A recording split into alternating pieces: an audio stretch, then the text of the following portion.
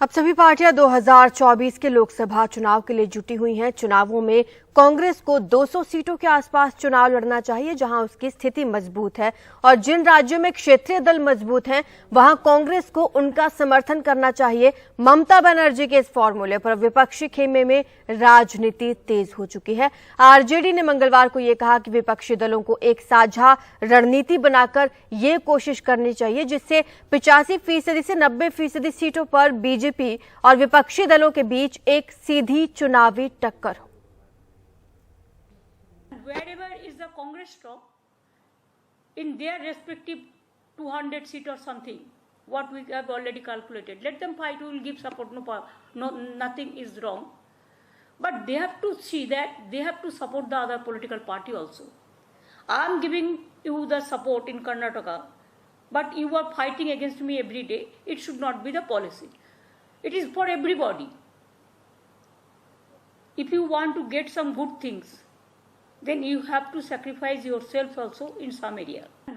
तृणमूल कांग्रेस की अध्यक्ष और पश्चिम बंगाल की मुख्यमंत्री ममता बनर्जी के इस बयान से विपक्षी एकजुटता की संभावनाएं बढ़ रही हैं।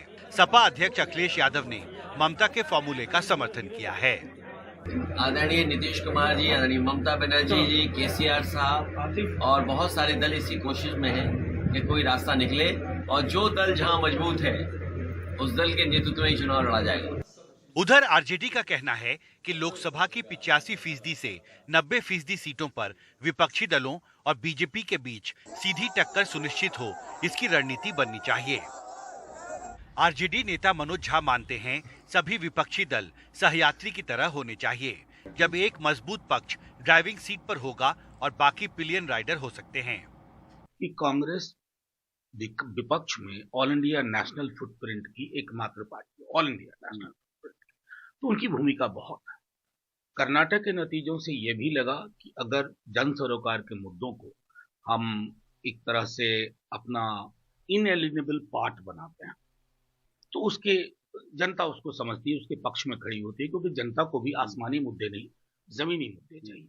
तो जो तेजस्वी जी, नीतीश जी कर रहे थे बातचीत, कल ममता जी का बयान, तो अगर उसको आप देखें तो कोशिश ये होनी चाहिए कि ज्यादा से ज्यादा सीटों में 85-90% तक जाकर जैसे हो, जो भी तौर तरीका हो, 1 to 1 फाइट सुनिश्चित किया जाए। सब हो गया है। हम लोगों की बातचीत अनेक पार्टियों से हो चुकी है। अब उनके यहाँ चूंकि चुनाव था और चुनाव के बाद अब जो हो जाएगा उनका, और जब पूरा हो जाएगा तब डेट वगैरह हम लोग उसी समय उसके बाद निर्धारित करेंगे। लेकिन ममता बनर्जी के फॉर्मूले पर पश्चिम बंगाल प्रदेश कांग्रेस की अपनी दलील है और शर्तें भी कि कांग्रेस के बिना